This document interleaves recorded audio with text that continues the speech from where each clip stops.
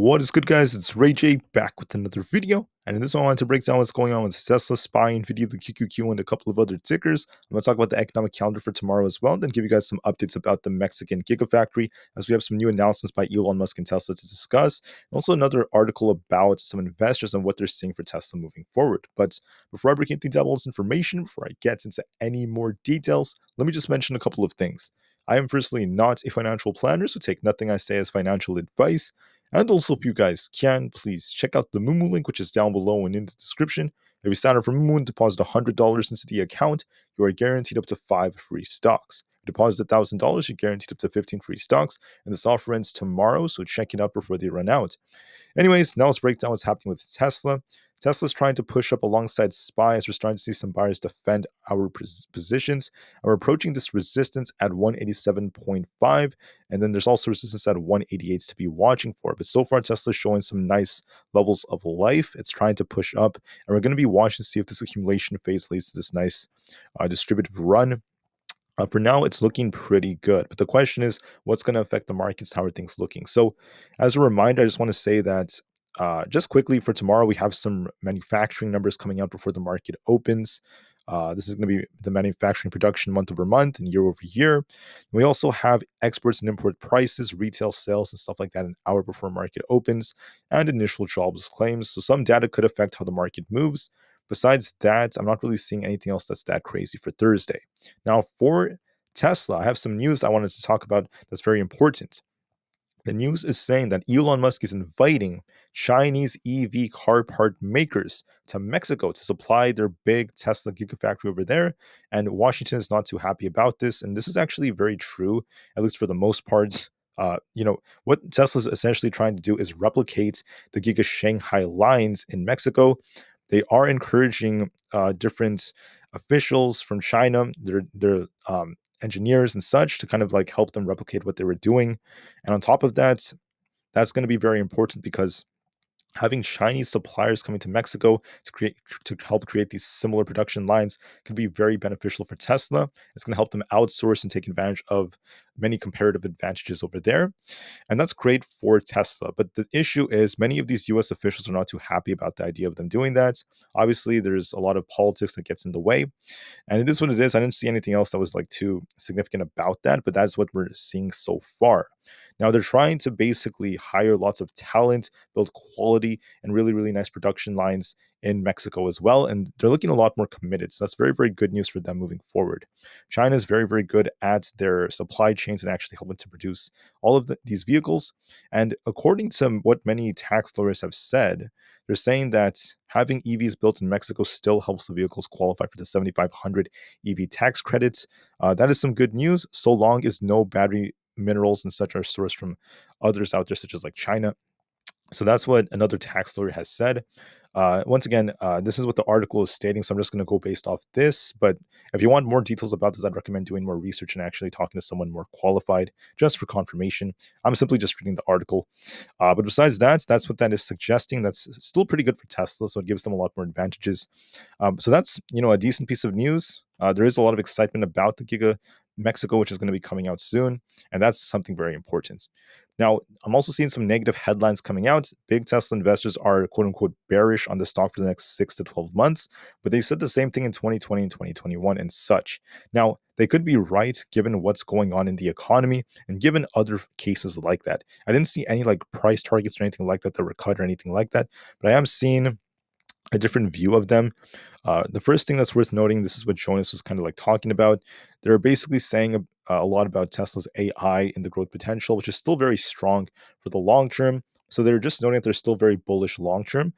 But for the short term, they're a little bit concerned, because of the fact that there may not be much revenue growth. And they also mentioned that there might be a lot of hardships for this year, especially because of how they're still trying to increase volume production, and that could take a while. And they also mentioned the external macroeconomic factors that could be hurting them and current supply chains. So they're actually talking a lot about these issues, such as the high interest rates, higher costs, and supply gluts. So that's worth noting. They have the right to have their opinions and their views, but this is what some analysts are saying. So in my opinion, I do agree with a lot of their points. I think that there are hardships for Tesla to overcome because of the high interest rates, because of what the Fed announced and what they could be announcing soon about the FOMC meeting. And then on top of this, you have to also remember what's going to happen to Tesla's costs moving forward with different supply chain disruptions that have happened in the past. So there are some issues Tesla has to overcome. They could affect Tesla's share price for the next 6 to 12 months, sure, but I'm still a big bull overall, and I'm just going to focus on what the stock is doing for now. And I think that regardless of where Tesla is, in the next year to 2 years, it's going to be in a much better place. It also has potential to run for the second half of this year, regardless of all the nonsense and the noise that comes out. Despite the issues and hurdles it has, Tesla is a very early company that prices things in, so it still has potential to run as we approach June, July for much higher levels. It's still a possibility.